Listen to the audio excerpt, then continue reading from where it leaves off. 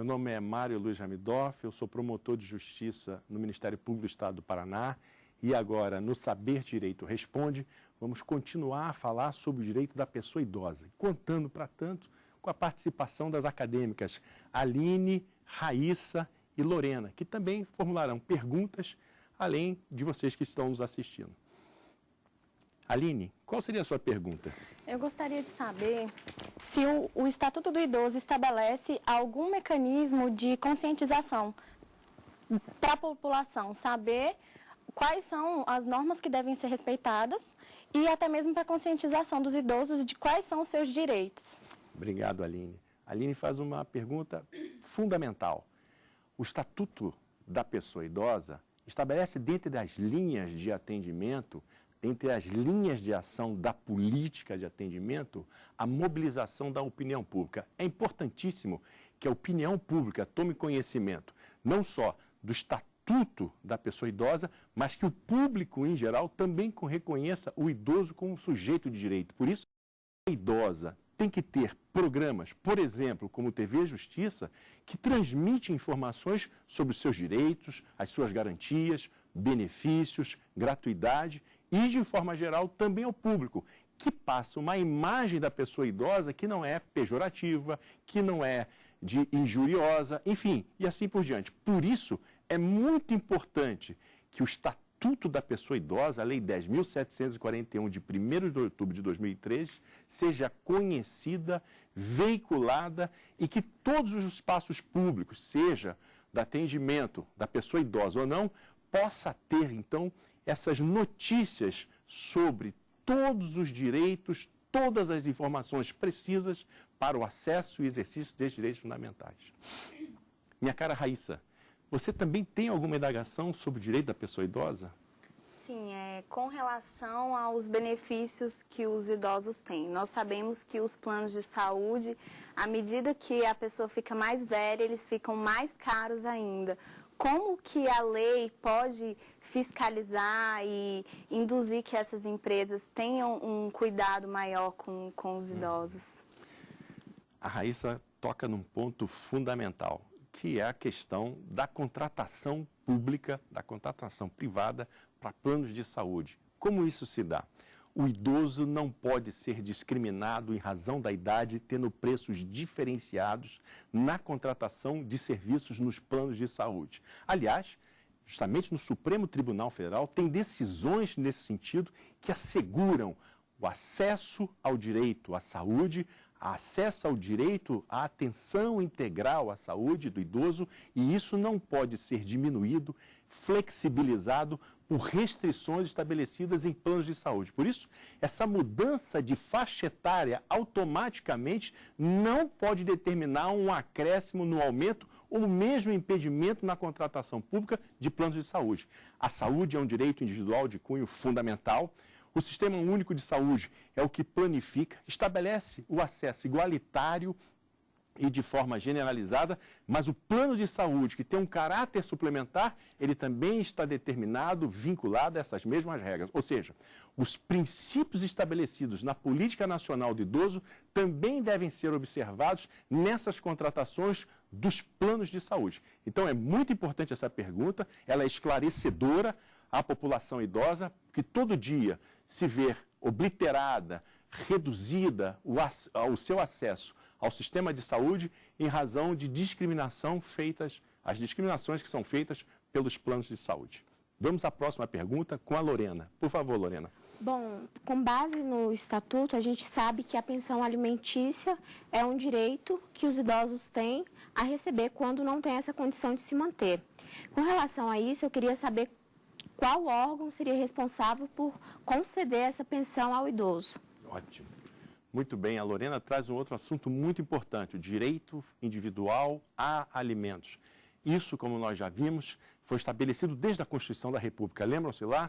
No artigo 229 da Constituição da República, diz que os filhos capazes, na velhice, atenderão os seus pais, deverão amparar os idosos. Pois muito bem, nós sabemos que os alimentos são direitos individuais e, por isso, há uma solidariedade na prestação dos alimentos. De outro lado, os alimentos atendem à legislação civil, mas o compromisso é de todos. Então, todos somos responsáveis para a prestação alimentar.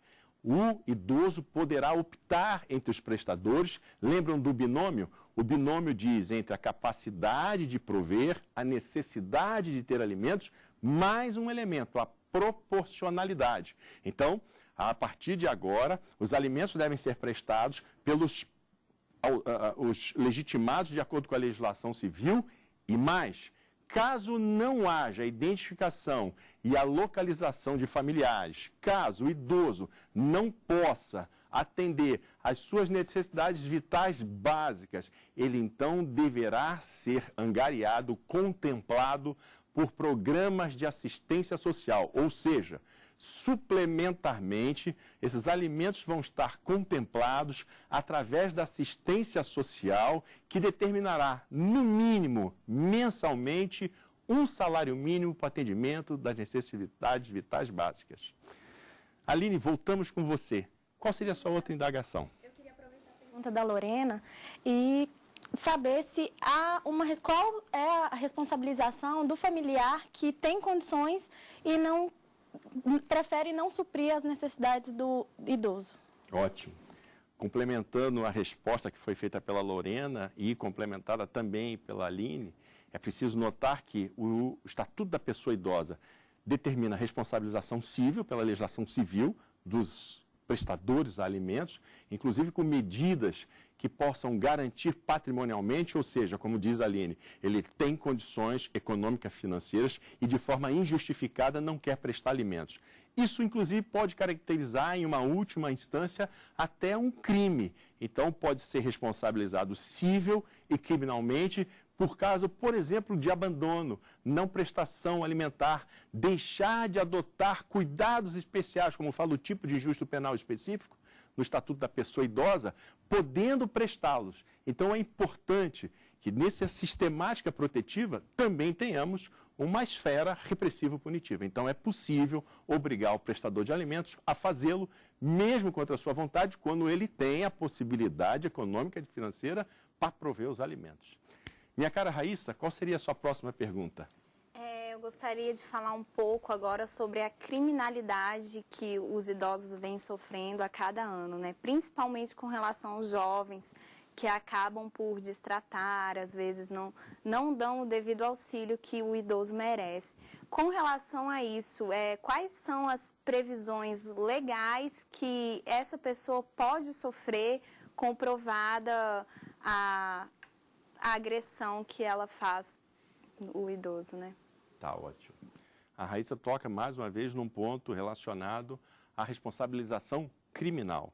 Então, é previsto no Estatuto da Pessoa Idosa um tipo penal, um tipo de juízo penal específico e diz lá, discriminar a pessoa idosa em razão da sua idade, fazer com que ela tenha sofrimento psíquico, biológico, social, isso caracteriza um tipo de justo penal específico. E esse tipo de justo penal, apesar de ter medidas penais, sanções penais reduzidas, mostra a toda a comunidade que o idoso hoje não é mais objeto de tutela, mas sujeito de direito. E por isso ele deve ser respeitado, porque ele se encontra na condição humana peculiar de envelhecimento, que por si só caracteriza uma vulnerabilidade, como falava a Raíssa. Vamos agora à última pergunta da Lorena. Por favor, Lorena. Sabemos que todos nós temos direito à moradia, né, constituído no artigo 5º da Constituição. Com relação aos idosos, sabemos que eles gozam de prioridades com relação à moradia nos programas habitacionais, né? Mesmo eles tendo essa moradia própria, mesmo assim eles ainda gozam dessas prioridades? Muito bem, a Lorena cuida mais uma vez dos direitos individuais, dentre eles o da habitação. Nos casos de financiamento de unidades habitacionais referenciais, o idoso terá prioridade e a ele será reservado 3% dessas unidades habitacionais residenciais para aquisição da moradia, para aquisição dessas unidades para fins de moradia própria. Pois muito bem, a questão da Lorena é mais complexa é caso o idoso já possua a casa própria. Se ele já possui a casa própria e ele quer se mudar para uma condição melhor, esta prioridade deve ser assegurada. Se não for esse o caso, ele vai ter que optar em ficar com a casa própria, inclusive ter outras concessões ou recursos públicos para a sua reforma, ou optar pela aquisição. Então, a aquisição privilegiada, prioritária para a pessoa idosa, é para fins de aquisição de unidade habitacional, residencial, para moradia própria. Não pode ser, por exemplo, desvirtuado para deixar um filho seu morar ou alugar para ter uma outra fonte de renda. Então, ele não terá o privilégio, não terá a reserva dos 3% e sequer a preferência de adquirir uma unidade habitacional residencial no pavimento térreo. É o que estabelece o Estatuto da Pessoa Idosa. Por quê?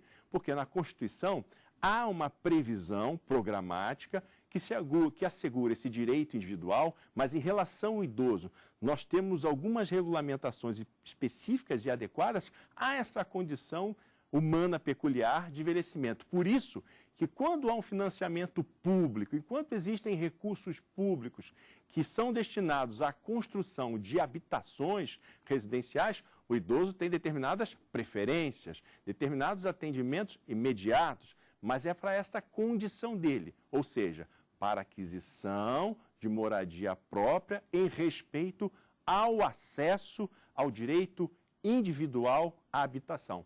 Por isso, não pode ser desvirtuado o exercício de um direito fundamental, ainda que seja de forma prioritária assegurada à pessoa idosa. Encerramos esse bloco e voltamos daqui a pouco com outras perguntas.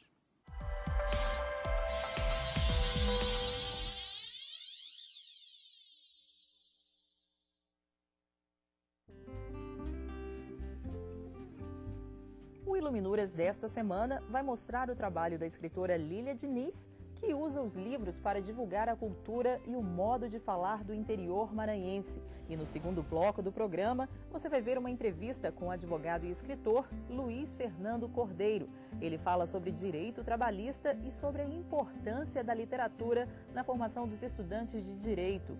Tudo isso você confere no Iluminuras. Não perca!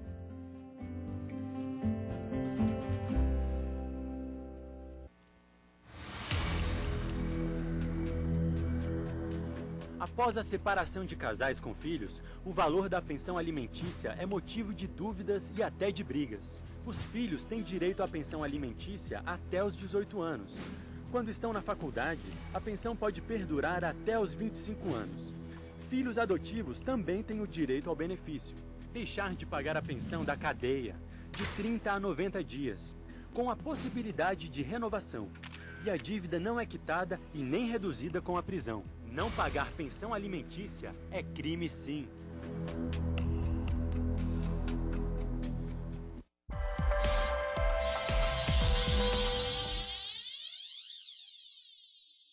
Estamos de volta com Saber Direito Responde e agora invertendo um pouquinho a ordem, vamos começar com as perguntas da Lorena. Lorena, qual seria a sua pergunta? Nos casos de suspeitas de maus tratos contra os idosos, obrigatoriamente terá que ser comunicado, né? Por algum profissional. E qual órgão exerce essa função de comunicar esses maus tratos? A pergunta da Lorena é complexa e tem várias implicações em todo o Estatuto da Pessoa Idosa, que vai falar da intervenção dos órgãos de fiscalização, vai falar das políticas de atendimento, vai falar da responsabilização criminal e do próprio atendimento da pessoa idosa. Então é muito importante prestar atenção, porque a pergunta, além de ser complexa, ela tem vários desdobramentos. Vamos lá. Quando um profissional tem conhecimento de maus tratos, tratamentos desumanos, tratamentos que reduzam a dignidade da pessoa humana em relação à pessoa idosa, ele tem o dever legal, não é um dever jurídico, não é baseado em solidariedade social, mas é um dever legal de comunicar às autoridades. Quais são essas autoridades